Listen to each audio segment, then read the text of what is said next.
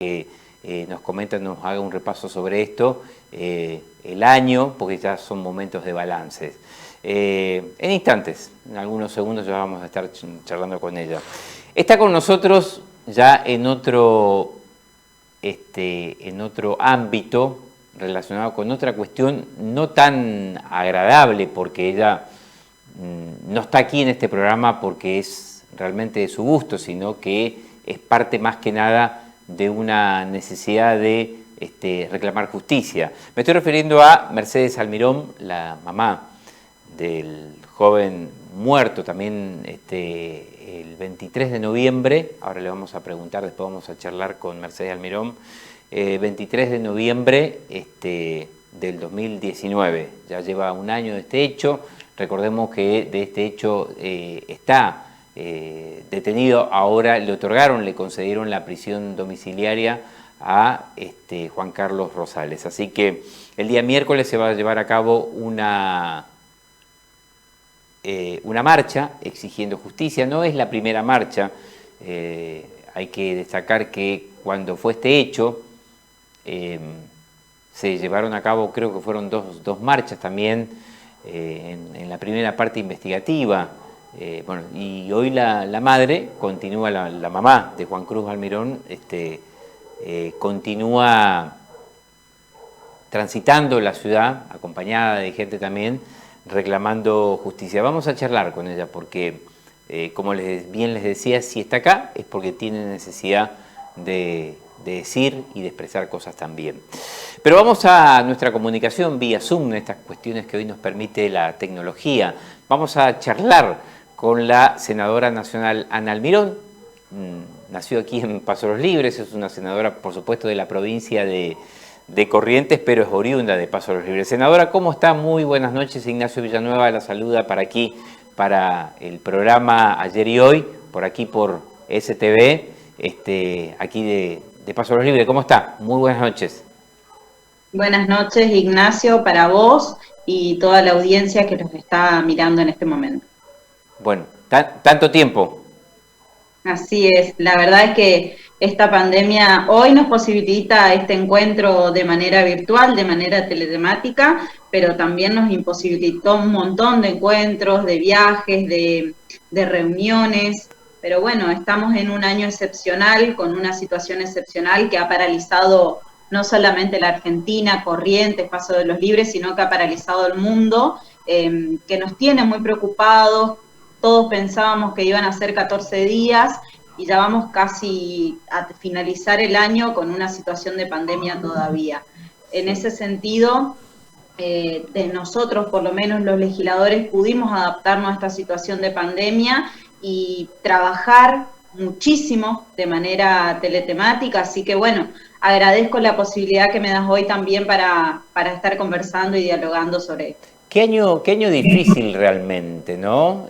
Bueno, sí, hoy leía justamente que en el Senado de la Nación una buena performance en cuanto al tema de las distintas sesiones que se hicieron, superando hasta en algunos casos digamos, relacionado con otros años la labor legislativa. Pero qué año difícil para el pueblo, qué año difícil para la gente, ¿no?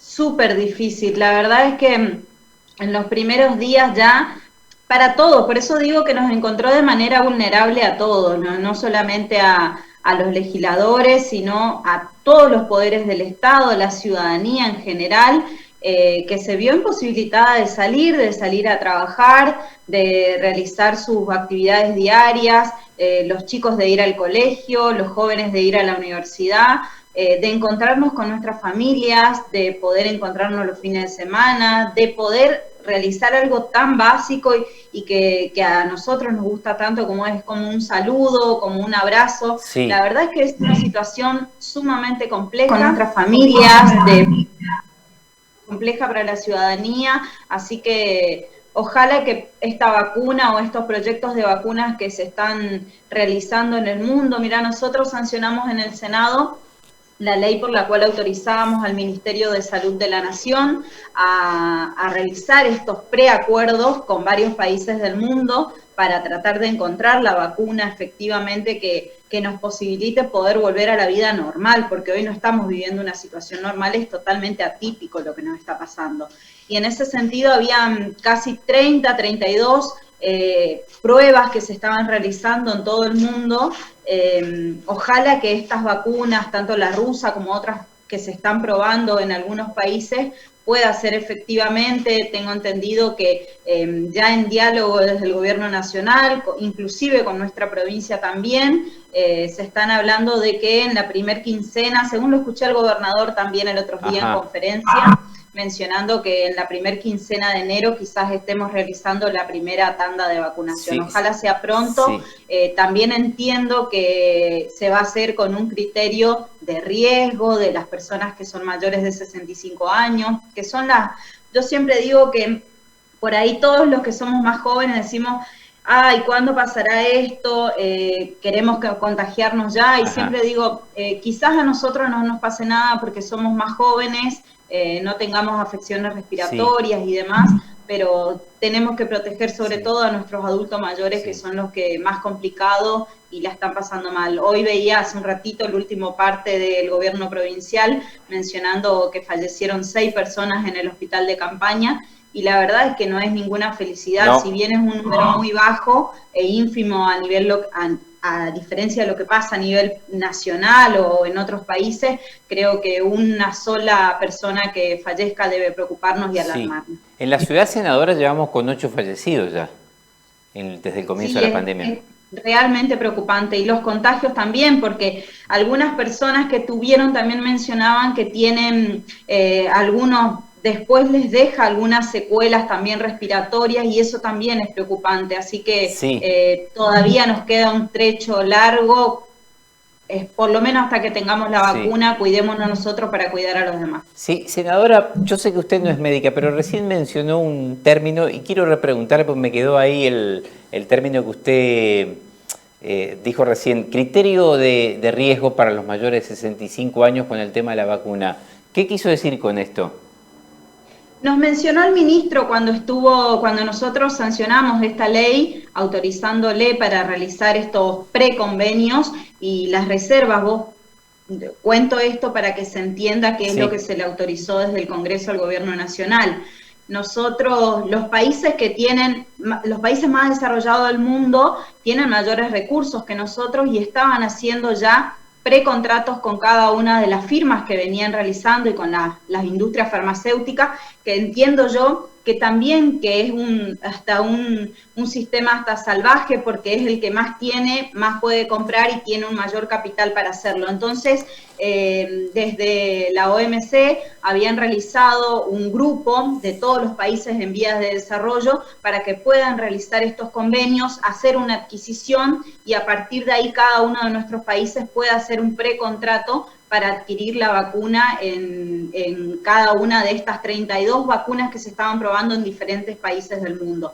En ese sentido, el ministro mencionó que primero se iban a hacer con un criterio de riesgo de las personas mayores de 65 años. Tengo entendido que también serían los chicos en edad escolar, que si bien no son de riesgo, son muy transmisores. Claro. Hoy los chicos no van a clase porque justamente a través del ir a clases y demás pueden llegar a contagiar a los adultos mayores o a quienes tienen afecciones respiratorias. Está bien, perdón, a ver si logré entender. Usted se refería entonces con ese término a que son los grupos prioritarios para colocar la vacuna. Sí, exactamente. Está bien, está bien. No, pensé que había algún riesgo por el tema de la edad, porque usted habrá visto y habrá escuchado en los medios de comunicación que hay mucha construcción hasta mediática, digamos, hasta incentivando a la gente a no colocarse la vacuna, los riesgos de colocarse la vacuna. Por ahí vino mi duda. No, incluso dentro de las reuniones que tuvimos para aprobarle al gobierno realizar estos preconvenios, estuvo también la ANMAT, que va a ser la autoridad de aplicación de estas vacunas y que va a realizar todos los estudios necesarios. Creo que ninguno de nosotros le va a aplicar una vacuna a cada una de nuestras hijas, nuestros hijos, si antes efectivamente el gobierno nacional no realiza los análisis necesarios, ¿no? Claro, claro, claro. Senadora, usted también recién hizo referencia a que, bueno, escuchó al gobernador de la provincia. ¿Usted habla con el gobernador Valdés también en su carácter, digamos, de senadora nacional por estas cuestiones, que son cuestiones, digamos, que deberían unir a la clase política, ¿no? Yo entiendo que sí, la verdad es que este virus no reconoce banderías políticas. Entiendo que cuando te contagiás o inclusive nosotros para dar algún tipo de solución o de gestión o tratar de morigerar el impacto que tuvo esta pandemia sobre cada una de nuestras economías, sobre cada una de nuestras sociedades, la verdad es que no tenemos un diálogo con el gobernador. No. Nosotros desde la oposición le hemos enviado una nota en el último tiempo cuando empezaron a sucederse varias situaciones, sobre todo en lo que tiene que ver con el hospital de campaña, el cobro de los hisopados que se realizaban en la bajada del puente o en el ingreso. Hoy también me preocupa esta nueva situación de que los turistas no van a tener que realizarse hisopado y quienes sean correntinos que vivan Ajá. afuera y quieren venir a pasar con sus familias, sobre todo en estas fiestas, porque estamos en una época muy sensible a la cultura argentina que es diciembre, ¿no? Sabemos que es muy sensible diciembre siempre, y me preocupa un poco que se determine cobrando hisopado a los correntinos y a las correntinas y no a quienes vengan a ejercer el turismo. Con lo importante que es el turismo para nosotros, sabemos que somos una Sí. provincia que vive del turismo, pero creo que en ese sentido no puede haber una discriminación o tiene que ser un trato igualitario para todos. En ese sentido, nosotros desde la oposición hemos enviado una nota al gobernador, no solamente para reclamar, dialogar y ver cuáles son las actitudes que está llevando adelante el gobierno provincial frente a esta pandemia, sino también para ponernos a disposición de trabajar en conjunto. Hoy el gobierno nacional convoca, y uno lo ve a Alberto, al presidente, siempre mencionar que gobierna con 24 gobernadores, y así también nos gustaría a nosotros ponernos a disposición de trabajar en conjunto para tratar de Sí. morigerar un poco el impacto Ajá. que tuvo esta pandemia sobre Sí. nuestros ciudadanos. Yo me acuerdo No de la tenemos primera diálogo. conferencia de prensa, estamos hablando ya por el 21 de marzo de, bueno, de ahora el comienzo de este año. La primera foto del gobernador Gustavo Valdés acompañado de todos los sectores de la política, con representación institucional, obviamente. Senadores, inclusive estuvo usted en la primera, en los primeros anuncios que hizo el gobernador de la provincia. Por eso es que me refería con la pregunta sobre si existe alguna relación, si suelen hablar de estas cuestiones que hacen al interés público. No, la verdad es que no tenemos diálogo con el gobernador. Yo le he remitido una nota solicitándole una reunión, solicitándole ponernos a disposición también de trabajar en También. conjunto, y ni siquiera fue contestada la nota tampoco. Ajá. Senadora, quiero preguntarle, digamos, aprovechar su condición de legisladora nacional y por ahí puede tener la información también como para poder compartirla. Usted sabe, es oriunda acá de Paso de los Libres, y uno de los temas de preocupación, y digo bien de preocupación no solamente por el tema de viajar, de hacer turismo, sino porque nuestra economía informal de Paso de los Libres está relacionada con el tema del puente internacional. Es importante destacar que la situación en Uruguayana también es bastante compleja desde el punto de vista sanitario. Ahora bien, ¿qué información se tiene o usted tiene acerca de ir abriendo o levantando algunas restricciones en el puente internacional y en qué tiempo, en qué plazo podría ser esto? No, todavía no nos han mencionado nada. Nosotros tenemos diálogo con respecto a lo que atañe a la provincia de Corrientes, tanto con el Ministerio de Salud, que es quien va llevando adelante lo que es la cartera del COVID, eminentemente en el gobierno nacional, pero todavía no nos ha manifestado nada. Hace unos días se había anunciado que iba a venir justamente el ministro de Salud de la Nación a la provincia, y luego me avisó su jefe de gabinete que no iba a poder venir por razones de agenda, y además porque los gobernadores iban a viajar a la firma de este pacto fiscal que se realizó efectivamente el día viernes de la semana pasada. La firma del consenso fiscal que se llevó a cabo, que tuvo el gobernador Gustavo Valdés. Quiero preguntar también, ya que hablamos de la cuestión de la pandemia, en realidad, digamos, todo lo que hablemos, todo va a estar atravesado con la cuestión de la pandemia porque es parte de nuestro contexto y de lo que nos está ocurriendo, ¿no? Sobre el tema de la situación económica. Bueno, el gobierno nacional heredó una situación nada fácil desde el punto de vista económico que dejó, digamos, el macrismo, y después vino la pandemia.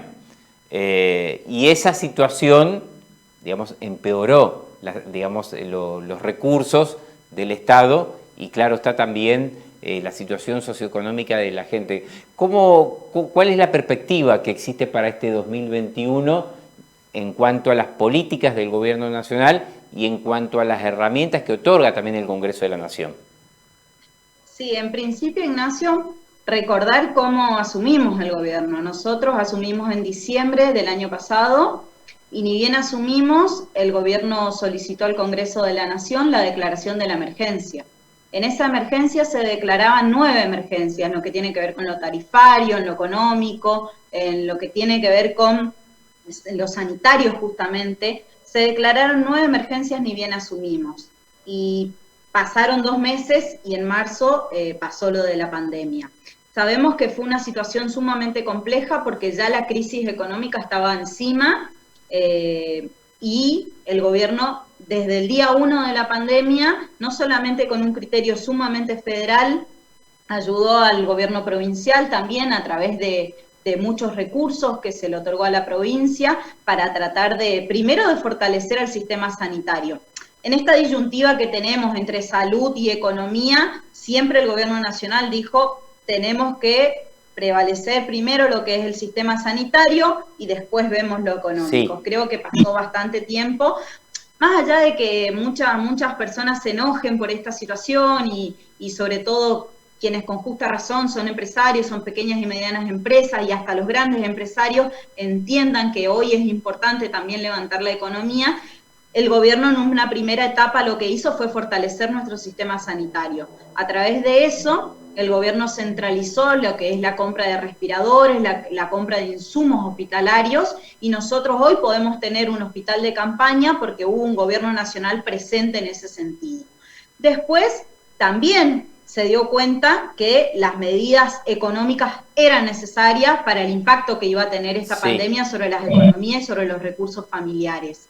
En ese sentido también estableció la IFE, el ingreso familiar de emergencia, estableció los ATP para que cada una de las pequeñas y medianas empresas pudieran seguir pagando los salarios, para que ninguna fuente de trabajo se perdiera, más allá de que sabemos que igual se perdieron, sobre todo los empleos que no estaban registrados, se perdieron en esta etapa de la pandemia muchísimo, pero el gobierno estableció nuevas moratorias también para las pymes, se establecieron muchas medidas para tratar de morigerar este impacto. Sabemos que nada es suficiente porque teníamos una crisis preexistente. En ese sentido, hay 2 maneras que el gobierno tiene de obtener recursos. Una era a través del endeudamiento público. Sabemos que asumimos un gobierno con un 70% del PBI, donde el gobierno ya estaba endeudado, habíamos tomado deuda externa y habíamos tomado deuda también del Fondo Monetario Internacional, que nos insumía más del 70% de nuestro Producto Bruto Interno. No podíamos endeudarnos, nadie nos quiere prestar dinero en el exterior, porque ya teníamos una deuda acumulada. En ese sentido, la otra manera es a través de la creación de impuestos, a través de la recaudación que puede realizar Argentina. Hoy el gobierno lo que hizo, a través de este impuesto a las grandes fortunas que se sacó, dio una sanción definitiva hace unos días en el Senado de la Nación, es un pequeño recurso de una porción ínfima de argentinos y argentinas que tienen grandes fortunas en la Argentina. Que no es un impuesto a la producción, perdón. Primero que no es un impuesto, porque tratan demagógicamente decir que es un impuesto cuando su título bien lo dice, es un aporte extraordinario, solidario a las grandes fortunas para tratar de morigerar el impacto de la pandemia. Así lo establece la ley, es por única vez y es de acuerdo al escalafón de ingresos de la capacidad contributiva que puedan tener cada una de estas personas físicas, porque además no grava pymes, no grava empresas, grava a personas físicas. Que además nos comentaba Ignacio, la titular de AFIP, Marcó del POM, que alrededor de 11.000 personas, 11.500 por ahí son estas personas que van a tener que aplicarse este aporte, tienen casi el 60% de estos recursos en el exterior y tienen suficiente liquidez en la Argentina como para no terminar vendiendo inmuebles ni nada de esas cosas que se dicen por ahí en los medios para tratar de justificar por qué no debería aplicarse. Mirá, Ignacio, si nosotros le pidiéramos a estas 11.500 personas que aporten de manera solidaria y voluntaria, no lo harían, no lo harían. Y hoy estamos necesitando ¿para qué? Para que todas estas políticas que se aplicaron durante esta pandemia en una situación excepcional se puedan cubrir de manera excepcional. Por eso es por única vez y es un aporte solidario, se hizo de manera obligatoria porque se hace a través de una normativa que se votó en el Congreso, en un ámbito sumamente democrático, así que eso es lo que el gobierno ha establecido. Pero a la par de esa medida económica, que también yo lo mencionaba el otro día, este aporte tampoco es la panacea. Me parece que con este aporte nosotros no vamos a solucionar todos los problemas que tiene la Argentina. Me parece que es un aporte mínimo para ayudar a solventar un poco estas políticas. Y entonces, ¿cuál es el camino, senadora? Después también tenemos que mirar el presupuesto que nosotros votamos. Nosotros votamos un presupuesto 2021, un presupuesto muy prudente, un presupuesto que tiende a la creación del empleo como base de sustento en la economía argentina. Levantar nuevamente a la Argentina con base en la creación del empleo. De esa manera el gobierno, una de las principales políticas que se ha establecido y que va a favorecer muchísimo a Corrientes es volcar recursos en la generación de obras para Corrientes. En ese sentido, creo que ha sido uno de los presupuestos de los años que a mí me tocó ser legisladora. Es el primer presupuesto donde se incrementan casi un 300% los recursos para obras de nuestra provincia, que sabemos que generar obras en los municipios, generar obra en la provincia, es generar empleo genuino, porque uno compra materiales en la provincia, se generan empleo para realizar cada una de estas obras y que son obras que cambian en lo cotidiano a nuestras vidas. Se va a realizar obras sanitarias, de conexiones de agua, de energía, también de ingreso a cada una de nuestras localidades. Me parece que es un plan federal, es un presupuesto prudente, pero que también tiene que ver con algo macro, que tiene que ver con el desendeudamiento y cada una de las políticas de desendeudamiento que fue realizando y gestionando el gobierno a través del Ministerio de Economía, tanto con los deudores que tenían deuda en dinero extranjero y con jurisdicción extranjera, como también los que tenían en la Argentina, y esas reestructuraciones que se ha dado y permitido que nosotros podamos pagar la deuda más adelante y esa plata que teníamos que volcarla justamente en pagar los intereses de la deuda, se vuelquen a generar recursos genuinos para la Argentina y a través del empleo volver a levantar a la Argentina. Senadora, en ese sentido, hablando sobre el tema de las obras y de las inversiones que se van a hacer, ¿podría tocarle algo para el sur correntino, más concretamente a Paso de los Libres? Pero digo, amplío un poquito más la pregunta, algunas obras para el sur de la provincia de Corrientes.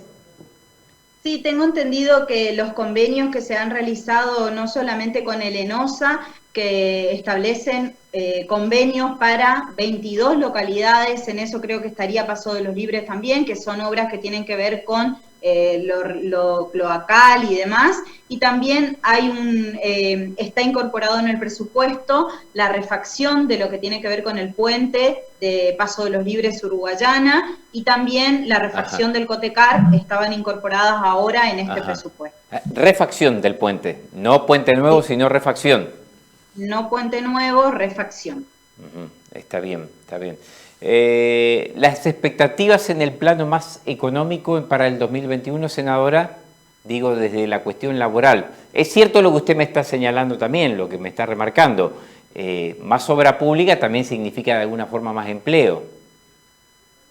Sí, sin duda. Yo creo, por eso digo que es un presupuesto primero prudente, que tiende a un crecimiento y una reactivación de la economía con sustento en la generación de empleo. la obra me parece que es una de las principales políticas que se ha implementado en el gobierno para generar empleo genuino, y eso me parece muy importante. Ajá. Y después creo que las reestructuraciones de deuda van a permitir que muchos de esos recursos que se volcaban al pago de la deuda y sus intereses se vuelquen en políticas públicas para generación de empleo. Se están volcando muchísimos recursos para nuestra provincia, hoy en beneficios sociales. Mira, Ignacio, casi el 70% de los correntinos hoy tiene algún tipo de beneficio del gobierno nacional, ya sea de ATP, aumento de las jubilaciones y las pensiones, aumento de las asignaciones familiares, aumento de la asignación universal por hijo, asignación universal por embarazo, el IFE. Me parece que se ha volcado muchísimo recurso que va a generar un engranaje económico que va a hacer reactivar la economía. Yo estoy segura que el año que viene, incluso nosotros tenemos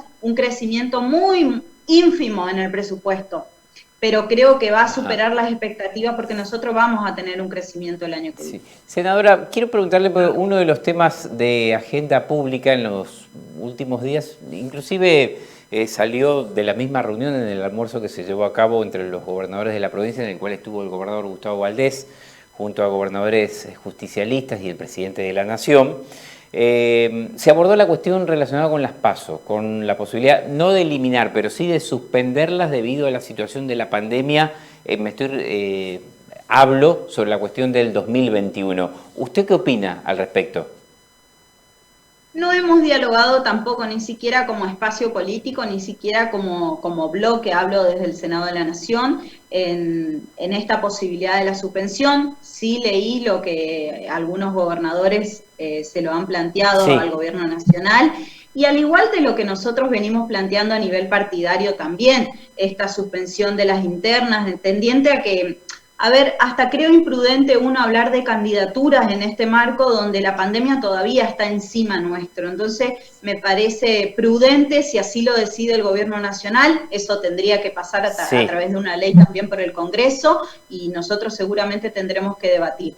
En ese marco entiendo y justifico la opción de que se puedan llegar a suspender, porque hoy la ciudadanía está pidiendo otra situación que es mucho más urgente. Está bien. Senadora, usted ha sido una de las legisladoras nacionales y referentes, ¿no?, del Frente de Todos, que de alguna manera apuró al gobierno provincial o siempre estuvo resaltando la necesidad del voto joven y la paridad de género, de las leyes, ¿no?, de voto joven y paridad de género, que es como que están durmiendo, parece ahora, un poco en los cajones de la legislatura provincial.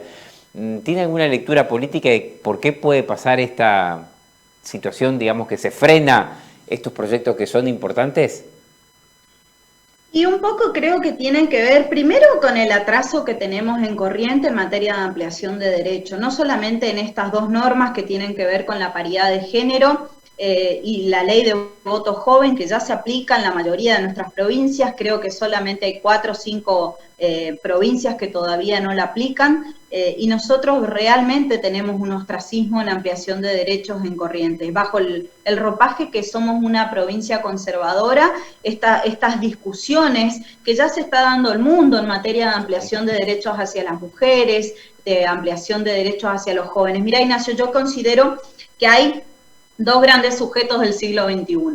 En ese sentido, los jóvenes, con la participación en todos los estamentos, en los parámetros estatales y en los parámetros sociales también. Hoy los jóvenes en todos los ámbitos se hacen escuchar, se hacen sentir, y me parece que darle la posibilidad de elegir a nuestros gobernantes o gobernantas también tiene que ser una opción en la provincia de Corrientes. Y con respecto a la paridad de género, el rol de la mujer en todos los ámbitos, en el social, en el cultural, en el económico, en el laboral, ha crecido enormemente. Me parece que todavía que esta discusión que ya se saldó a nivel nacional, que ya se saldó en todos los países y en todas las provincias, hoy no nos permitan en Corrientes. Ni siquiera nosotros en la provincia de Corrientes cumplimos con la ley de cupo.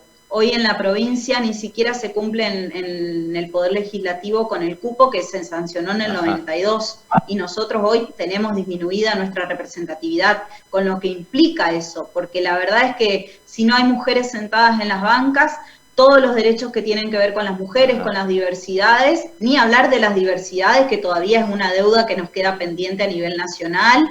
Se han ampliado muchos derechos, pero creo que todavía nos falta mucho, ni hablar de eso en la provincia de Corrientes. Creo que estamos atrasados. Entiendo que es una interna más del gobierno radical que nuestra. No puede ser que un gobernador que tiene mayoría en ambas cámaras y 2 veces presentó el proyecto para otorgar la paridad, todavía no lo puedan tratar.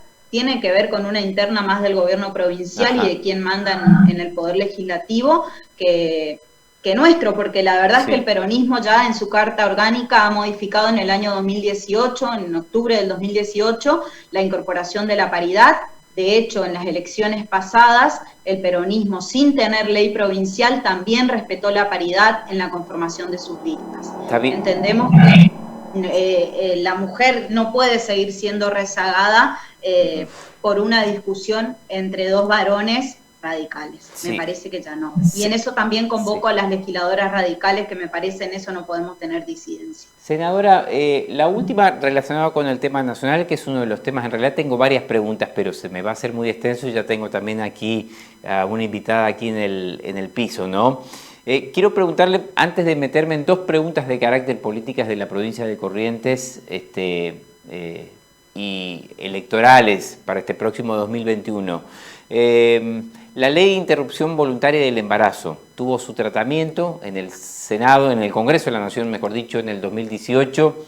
Estuvo muy cerca de ser aprobada, pero creo que fueron 6 votos, por 6 votos no pudo ser. ¿Cuáles son las condiciones objetivas de este tratamiento y de su aprobación? Y también le pido su parecer y su postura acerca de este tema, que va a ser un tema que está muy debatido en la sociedad también, ¿no?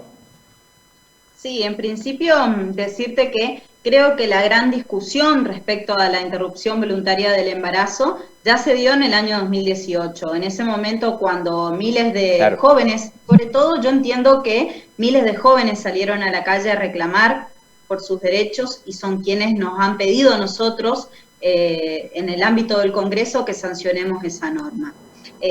Desde ese punto de vista, y yo ya lo mencionaba en mi discurso del 2018, creo que ya es una batalla ganada para las jóvenes que entendieron que en cada una de sus familias en ese momento se debatía en cada una de las mesas, en el colegio, en todos los ámbitos sociales que nos tocaba vivir, ya se hablaba de la interrupción voluntaria del embarazo, de la salud reproductiva, de los anticonceptivos, cosa que no pasaba en realidad, porque mucho también se habla de que primero debe estar la salud reproductiva, que primero deben brindarse los anticonceptivos, de que primero tenemos que dar en los colegios educación sexual. Todo eso es complementario de la ley, está incorporado en la ley. A mí, Ignacio, yo estoy a favor de la interrupción voluntaria del embarazo. Así lo voy a hacer en el ámbito del Senado de la Nación, cuando nos toque debatir también. A mí me costó muchísimo tomar esa decisión. Yo soy una persona, y no tiene que ver con algo católico, porque muchas veces relacionan con que tiene que ver con algo católico. Yo soy muy católica, soy muy creyente, mi hijo está en 2º año para tomar su confirmación también. Lo he dialogado muchísimo con Monseñor Stanovnik, esta situación, y él me agradeció muchísimo en mi alocución en el 2018 haberlo mencionado, porque había dialogado muchísimo con él para tomar esta decisión, pero entiendo que hoy no estamos discutiendo derecho sí, derecho no, estamos hablando del derecho de la mujer a obtener una decisión reproductiva y sobre su vida reproductiva.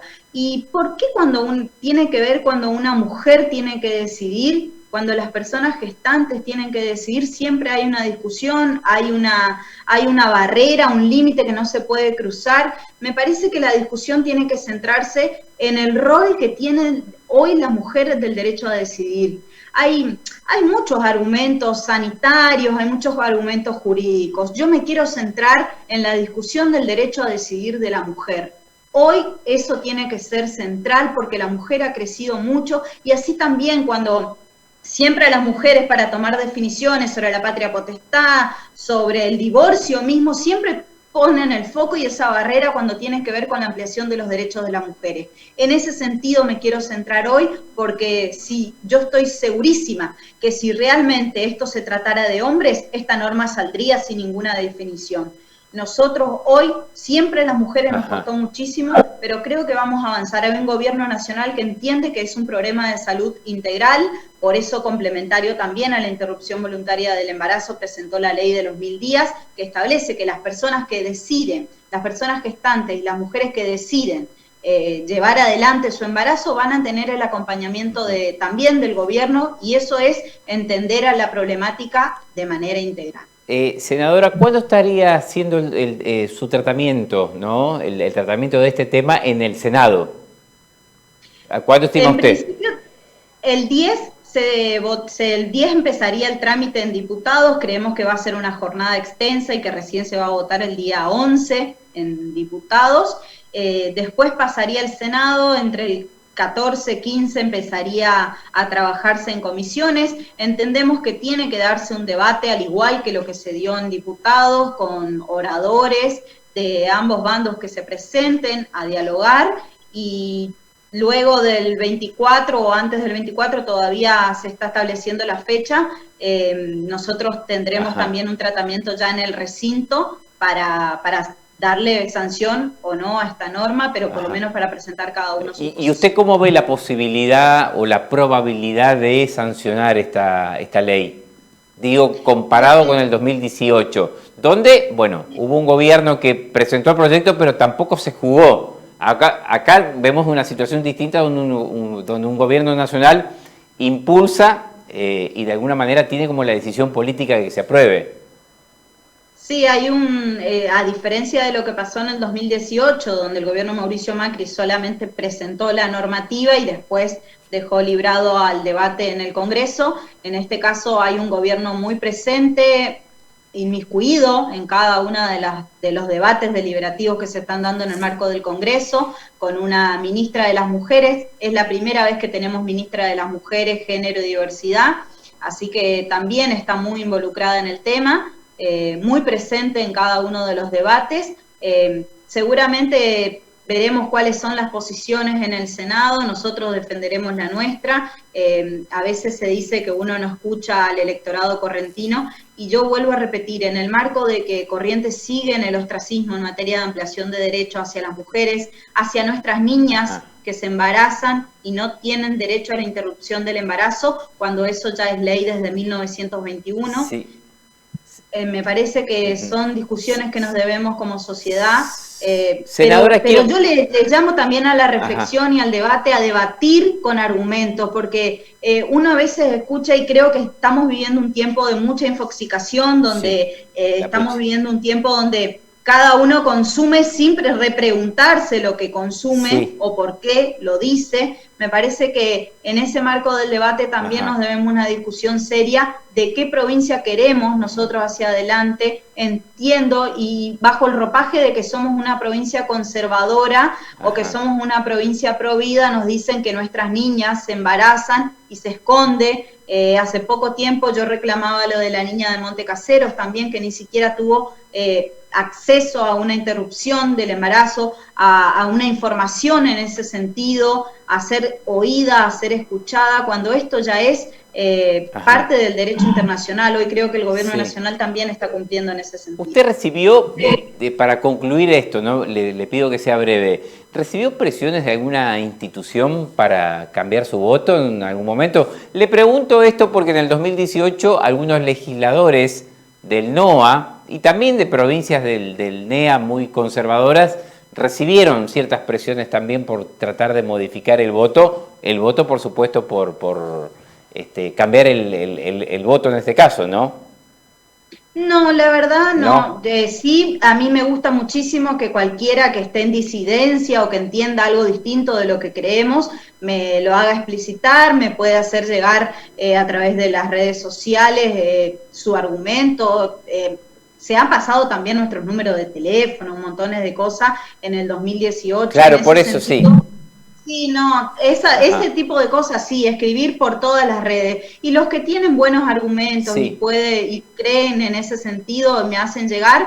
Yo, aunque no coincida, los tomo como bienvenidos. Y también en ese sentido, a mí la reunión, te vuelvo a repetir, Ignacio, que yo tuve con Monseñor Stanovnik, fue muy reconfortante en ese momento, más allá de que entiendo que no tiene que ver con algo de la Iglesia o si somos más o menos creyentes, tiene que ver con un derecho y una ampliación de los derechos de la mujer. Bueno, dos últimas. Una vinculada con la cuestión del peronismo.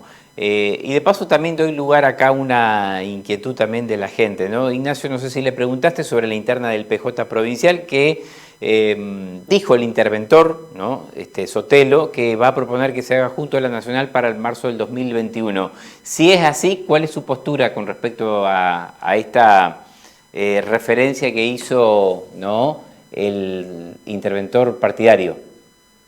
Bueno, muy importante eso también que me lo permitas aclarar, Ignacio, porque muchas veces, o las pocas veces que el peronismo tiene la posibilidad de tener algún medio donde pueda salir, donde pueda dar su opinión, la verdad es que estamos trabajando bastante unidos, más allá de que se vea o se visibilice lo contrario, se quiera decir lo contrario, entre los que somos legisladores provinciales, los legisladores nacionales, los intendentes, parte de la dirigencia también, estamos trabajando bastante unidos. De hecho, en la última sesión de los legisladores que no se presentaron a la asamblea, sobre todo para lo que tiene que ver con el presupuesto 2021 de la provincia de Corrientes, donde ni siquiera se habían presentado los balances del 2019, donde no se incorporaba la paridad, donde no se incorporaba el voto joven. En ese sentido, estamos trabajando en unidad.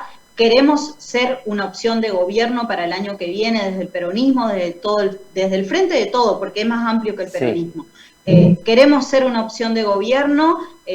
Vuelvo a repetirte que me parece desafortunado hablar de candidaturas, pero sí vamos a presentar una opción de gobierno para el año que viene, estamos trabajando, estamos fortaleciendo el rol de nuestros intendentes también, creo que la ayuda del gobierno nacional es muy importante en ese sentido, trabajando codo a codo con nuestros intendentes que se van a reelegir el año que viene, para volver a recuperar algunos municipios que también hemos perdido, como Goya, y nosotros consideramos importante, y también vamos a ir por la disputa del gobierno provincial. Está bien, pero a ver, como para volver a la pregunta del televidente, ¿no? ¿Usted estaría de acuerdo con que el mes de marzo sería la fecha por ahí adecuada para una interna del peronismo que pueda dirimir conducción partidaria y yo no sé si cargos electivos ya, ¿no?, en el mes de marzo? Porque después le quedaría transitar hasta el mes de octubre en las elecciones, las nacionales. Sí. Sí, la verdad es que coincido que se hayan suspendido en principio las internas ya. Ajá. Me parece que al igual que lo que te mencionaba y la justificación respecto de las PASO, hoy una interna, primero que no la podríamos llevar adelante. Y claro, segundo, coincido con el interventor, y lo hablamos mucho con Julio Sotelo, nuestro interventor también, una interna tiene que servir para unir. Esas internas que se presentan, primero con recursos del oficialismo, en este caso, para tratar de desunirnos, no sirven. Esas internas tienen que ser para zanjar diferencias, para realmente legitimar una conducción en nuestro partido, y tiene que servir para unir y nosotros llevar una propuesta todo en unidad. Si no, nos sirven las internas, porque las internas que vienen con el codo de quienes nos gobiernan para tratar de dividirnos, no sirven. Ajá. ¿Usted cree, así rápidamente, ¿no?, le pido que sea breve, cree que realmente existe una interna muy fuerte en Encuentro por Corrientes entre dos liderazgos, uno el gobernador Gustavo Valdés y el otro el senador provincial Ricardo Colombi? ¿O piensa que es solamente parte de fuegos artificiales eso? Y la verdad es que la votación dividida del presupuesto 2021 en la Cámara de Diputados de la Nación dejó demostrado quién manda. Ajá, está bien. Entonces usted cree que hay una pelea de fondo, digamos, que después habrá que ver si lo resuelven también, ¿no? Senadora, digamos, Encuentro por Corrientes tiene esta disputa que yo le comentaba desde el punto de vista político entre los dos liderazgos. Ahora, lo contrapuesto en el Frente de Todos o en el peronismo es que hay una ausencia de liderazgo. ¿Cómo lo suple esto el peronismo y los partidos de la alianza del Frente también para esta próxima elección? Yo creo que después de la elección de junio del año pasado, que nos desunió bastante, estamos trabajando todo en unidad, donde, como vos bien mencionás, no hay un liderazgo presente, pero somos todos líderes y las mujeres también líderes en este sentido. Me parece que cada uno desde su espacio tiene algo para aportar. Está el espacio de los intendentes, está el espacio de la Cámpora, está el espacio de Fabián Río. Hay diferentes espacios que estamos trabajando en unidad y como no hay un liderazgo fuerte, me parece que estamos todos trabajando en un pie de unidad, eso se ve, podemos dialogar, ahora estamos imposibilitados de viajar y de poder reunirnos en estos momentos, pero tenemos mucho contacto entre todos. La última, ¿cómo es su relación política con el intendente Martínez Cúa? Muy buena, muy buena. La verdad es que vine hablando en estos días preguntándole cómo venía la situación de pandemia y demás. Sí, eso es lo institucional. ¿Y lo político? No, también. No dialogamos respecto de las internas, ni siquiera de los cargos partidarios para el año que viene, pero seguramente que lo haremos. Estamos hablando muchísimo en lo que tiene que ver a nivel provincial con él. Está bien, está bien. ¿Cuál va a ser su lugar en el 2021, senadora? Y el que decida lo partidario, el que decida mi conducción, que es Cristina Fernández de Kirchner, y el que decida la ciudadanía, sobre todo, que es quien me da su voto, ¿no? Senadora nacional Ana Almirón, le agradezco la amabilidad por atendernos, bueno, y tener esta charla, por lo menos permitir, digamos, esta comunicación como para que pueda compartir un poco de la información que también acá necesitamos aquí en Paso de los Libres, también en esta situación tan especial. No sé si quiere agregar algo. No, decirles a los libreños que se cuiden. Hoy sabemos que Corrientes Capital y Paso de los Libres son las únicas dos localidades que están un poco más complicadas, que se cuiden, que ojalá la vacuna llegue cuanto antes, que estamos haciendo todo lo posible, por lo menos desde el rol que me toca a mí desde el Senado, creo que hemos trabajado como nunca en aplicar normas que amplíen derechos, que tiendan a fortalecer a cada uno de los ciudadanos en una situación excepcional como nos tocó con la pandemia, que estamos trabajando mucho en ese sentido, que el gobierno nacional está preocupado no solamente por lo que está pasando, sino también por la post-pandemia en cómo volvemos a reactivar la economía, y ese es el sentido. También entendiendo que reactivar la economía es siempre empezando por los que menos tienen. Gracias, senadora. Gracias a vos, Ignacio, te mando un abrazo enorme. Gracias, igualmente, igualmente. La senadora nacional Ana Almirón en contacto con nosotros, ¿no? En esta charla extensa. Terminó siendo extensa también con distintos temas de la actualidad política, fundamentalmente, ¿no? Y también los temas del quehacer provincial y esta cuestión de la salud que tanto nos preocupa. Cambiamos totalmente la órbita de la información. Vamos a una pausa cortita. Pausa cortita, 5, 10 segundos y ya dialogamos con Mercedes Almirón, mamá de Juan Cruz Almirón. Desde Argentina, Corrientes, Paso de los Libres. STV, Canal 10, señal abierta. Sumate a su programación local. Canal 10. Sí, señor. Mercedes Almirón, ¿cómo está? Buenas noches. Buenas noches. Sé que no es fácil. Sí. No es fácil para usted, que está acá, y no es fácil para mí tampoco, porque no se trata, digamos, de una entrevista donde por ahí las palabras que yo pueda decir puedan llegar a llenarlas, ¿no? Sí. ¿Qué la motivó esta visita? Y yo ando, no solo acá, en todos los medios, para hacer público lo que está pasando. Sí, bájese, por totales tenemos una distancia. Porque es una vergüenza lo que está pasando con lo que hizo el fiscal Sotelo, que firmó el arresto domiciliario. La prisión domiciliaria se refiere de Juan Carlos Rosales. De Juan Carlos Rosales. Que sabiendo que él es un asesino, porque eso es lo que él es, un asesino. ¿Cómo va a dar el arresto domiciliario a un tipo que es un asesino? Porque él mató a mi hijo. Él mató, le dejó tirado y se fugó, se iba a la fuga. Que hace 2 meses atrás, acá yo tengo, te traje para que, que vea, que la fiscal que ellos pidieron arresto domiciliario, ella negó el arresto domiciliario, la que lleva la causa. Sí. Y justo ahora ella está en parte de enfermo y vino a pasar todo esto. Y encima a mí no, en la primera esta me notificaron que nosotros rechazamos con la abogada. Que a donde la fiscal denegó. ¿Qué fecha tiene esto? ¿Hace cuánto fue? No es necesario que Y me lo este lea. hace 2 meses. Bueno, está bien. Está. 2 meses. Sí. Que denegó el arresto domiciliario. Sí. Y ahora, ni un momento a nosotros, ni a mí ni a la abogada, no dieron notificación. No, no sabíamos nada. Nos enteramos nosotros por las redes sociales de lo que estaba pasando. Al otro día nos vamos a pedir, nos presentamos yo y mi abogada en el juzgado para que nos den explicación. ¿Qué pasó? Que en ningún momento nos notificaron de eso. ¿Y qué le recibieron como respuesta? No tenían explicación. Quiero preguntarle, ¿usted se reunió con el presidente del Tribunal Oral y Penal de Pasos Libres, el doctor Marcelo Flaitas? Y él que tenía que avisarnos, en ningún momento no nos avisó. Ajá.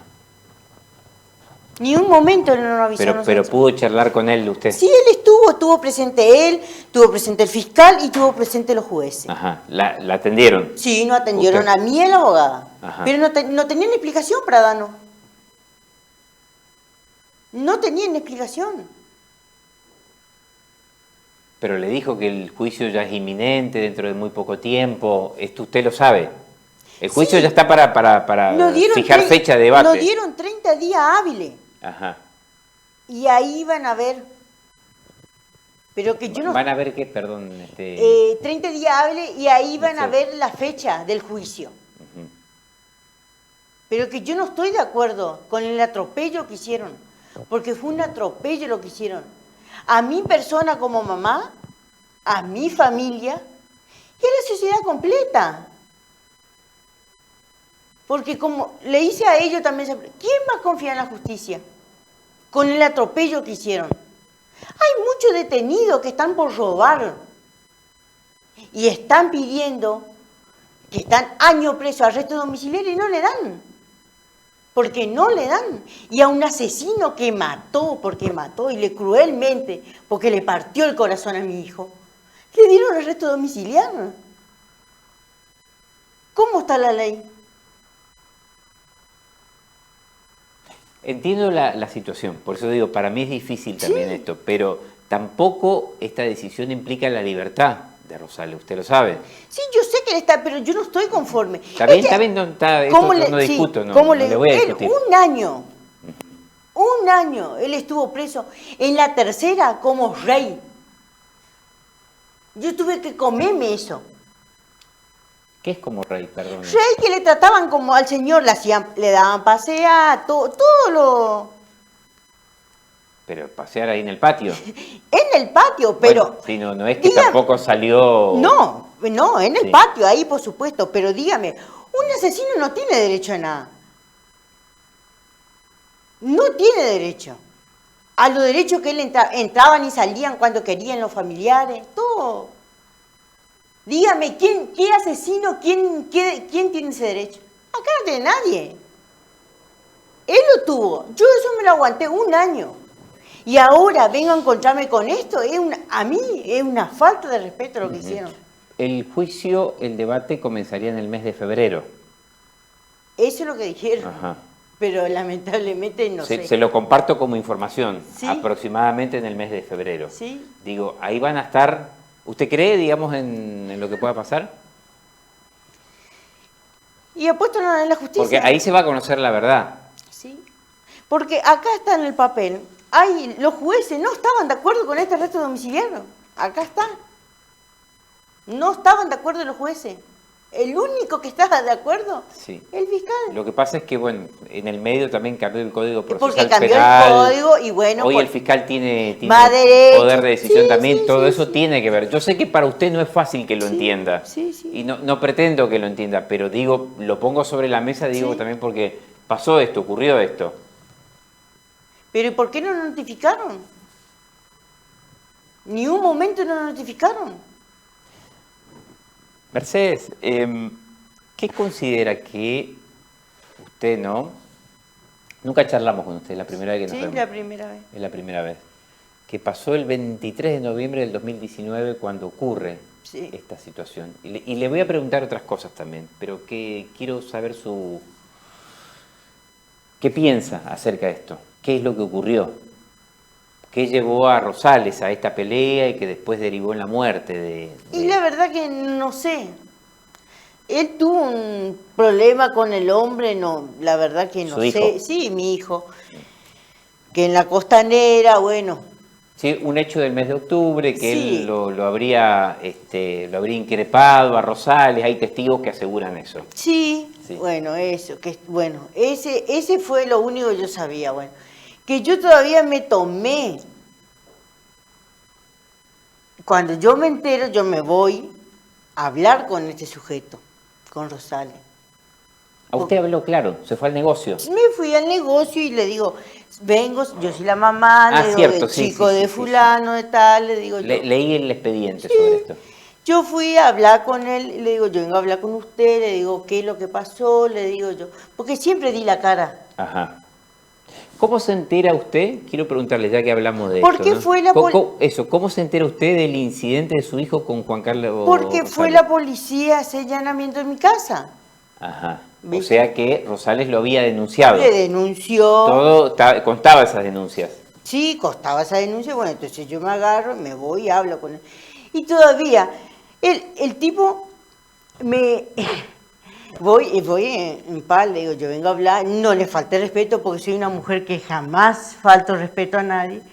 Él me dijo que él iba a hacer cagar a mi hijo en ese momento, porque él me lo dijo en mi cara, que él iba a hacer cagar a mi hijo, que él tenía gente para hacerle cagar a mi hijo.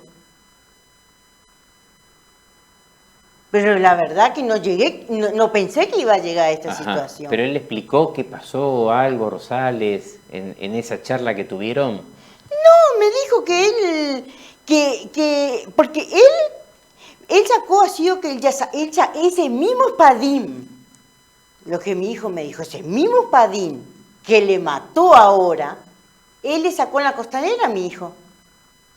A Rosales. Pero No, Ajá. Rosales le sacó a mi hijo. Porque eso me dijo mi hijo. Ujú. Mamá, me dijo, él me sacó el espadín, me encajó 2 planazos, me dijo en la espalda, Ajá. con ese espadín. Porque él dijo, un espadín era, mamá, me ¿Quién dijo. tenía el espadín? ¿Su hijo? No, Ah. Rosales tenía el Ajá. espadín. Rosales sacó de adentro del auto el espadín. Y le dio 2 planazos a mi hijo. Rosales termina quebrado también en esa Pero primera pelea del... Él de la cayó costanera. solo y se quebró. Bueno, estaban peleando. Estaba- Yo no estoy justificando, sí, quiero pero que me lo por eso- entienda por esto. eso No le estoy digo, diciendo está bien. ¿No? Lo él que ca- digo, trato de Sí. describir un poco cómo fue la situación. Él cayó solo. O sea, el que termina enyesado fue Rosales. Rosales, que él cayó solo. Él mismo se cayó y apoyó el brazo y se quebró. Ajá, producto de la pelea. Que estaban ahí, no sé, Ajá. la verdad que yo no le puedo explicar eso. Está porque bien, yo no estuve. está bien. Sé lo que mi hijo, y ha sido que ella tenía, ha sido que Rosales siempre anduvo armado en su auto. Ajá. Porque si en ese momento él ya sacó con el espadín, que le dio 2 planazos, ¿Por qué la pica entre ambos? no, la verdad que no sé. Nunca lo supo. No sé. Ujú. ¿Qué era la pica? No sé. Ajá. La verdad que no sé. Cuando fue el allanamiento en su casa, ¿no? ¿Qué le dijo su hijo? No, y yo Joder. furiosa. Ah, La agarré y le dije, le digo, ¿qué es? Y ahí porque yo soy así, él sabe, No, sabía, lógico, me no, conocía lo que sí, yo sí, me sí, fui sí. de frente. Y ahí me dijo, no, mamá, hijo, tuvimos así, pasó esto, pero yo no le quebré, mamá, me dijo. Y él sacó el espadín, me dijo, me dio 2 planazos, me dijo. A mí me dijo. Y él me largó 2 planazos y ahí donde él Ajá. cae, me dijo. Ros- Y ahí yo voy y saco el palo ese que él que sacó no sé de dónde un palo, me dijo, pero no le llegué a pegar con el palo, me dijo. Él se quebró solo y yo no le llegué a pegar, me dijo. Y después pasa lo que pasa, lo que pasó, Pasa digamos. Lo que pasó ahora, sí, lo que pasó. Ese hecho usted no se imaginó que iban a llegar. No, digamos, la verdad que no. no. Yo, él Digo, no a la muerte de su hijo, ni hablar eso. No, ni hablar, porque... Pero a un incidente mayor, no. No, yo, la verdad, y bueno, y yo fui, hablé con el abogado, el abogado arregló que esto, que aquello, mi hijo tenía que viajar, tenía que ir a trabajar. Al otro día él viajaba. Él era, ¿Era marino mercante? Marino Sí. mercante, él era marino mercante, sí. Y el otro día viajaba. Él tenía que viajar domingo. Tenía que presentar su trabajo. ¿Usted habló con testigos del hecho? Sí. Del hecho del 23 de noviembre, ¿no? El día Sí, sí. que pierde la vida su hijo. Hablé, y la testigo principal, la que vio principal, Ajá.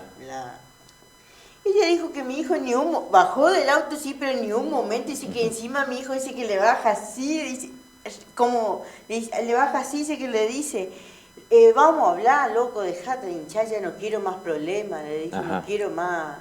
no quiero saber de problemas, le dijo, viste, vamos a arreglar la situación. Y mi hijo le hace así. Y ahí es donde él le clava directamente al corazón. Ujú.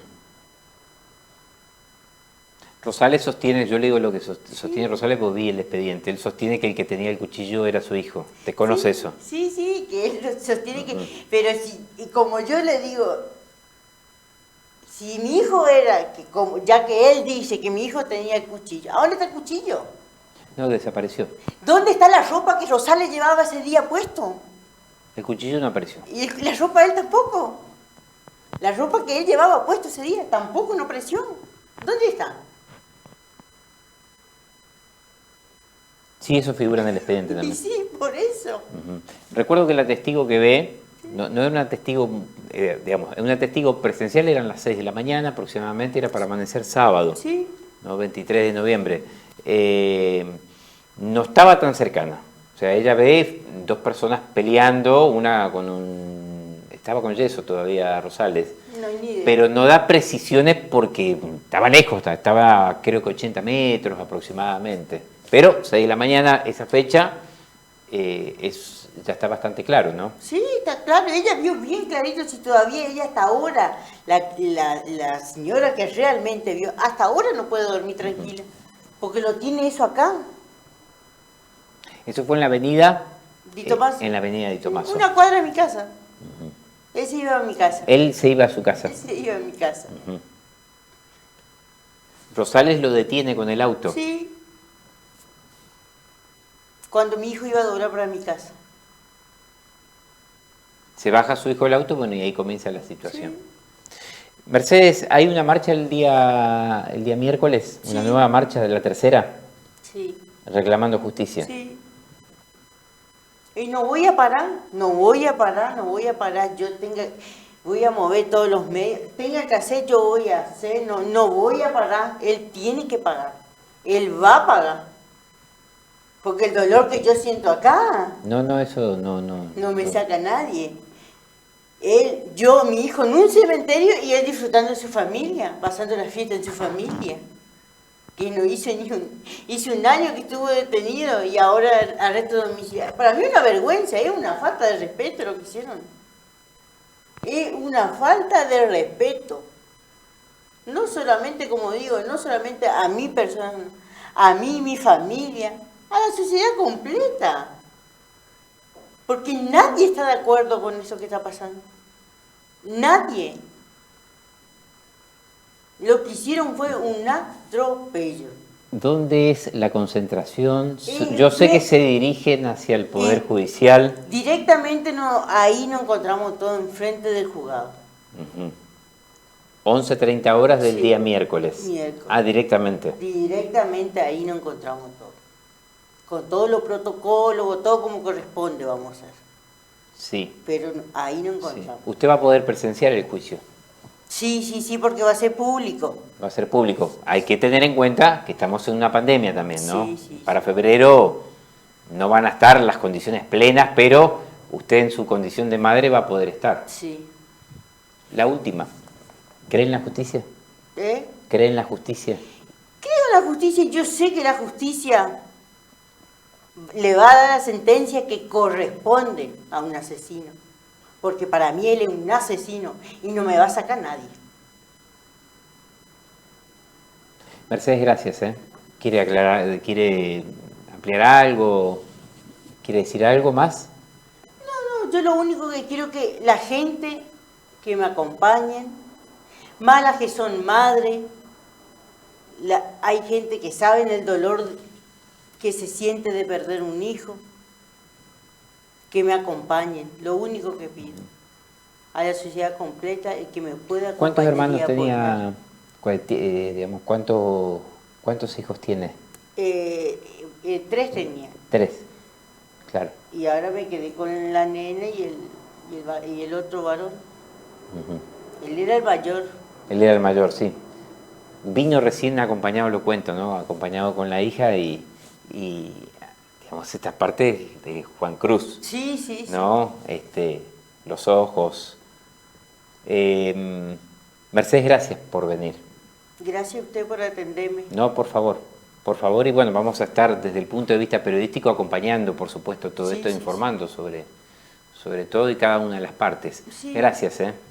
Gente, nos volvemos a reencontrar. Esto ha sido todo por hoy. Nos reencontramos la próxima semana. Que tengan una buena semana. El miércoles el gobernador de la provincia, Gustavo Valdés, se referiría, esta es información extraoficial, a la situación sanitaria de Paso de los Libres y de Corrientes Capital, donde una de las especulaciones, no es información esto todavía oficial, pero todo indicaría que de seguir así en esta merma de casos que viene experimentando Paso de los Libres, el día miércoles, con todos los cuidados y las prevenciones que tenemos que tener como sociedad, estaríamos pasando a fase 5.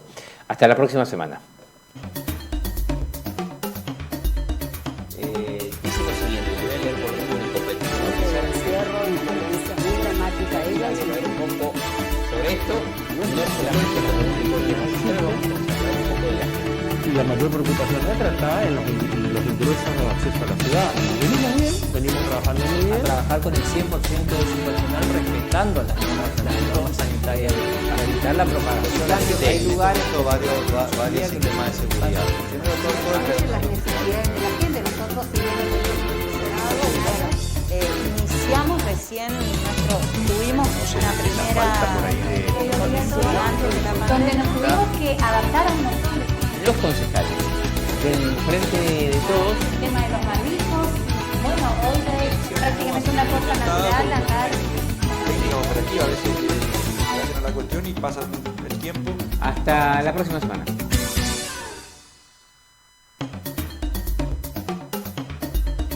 Dice lo siguiente, voy a leer por un copete. El encierro y violencia muy dramática ella, sino un poco sobre esto, no solamente lo que podemos hacer, vamos a hablar un poco de la gente. Y la mayor preocupación nuestra está en los ingresos o acceso a la ciudad. Venimos bien, venimos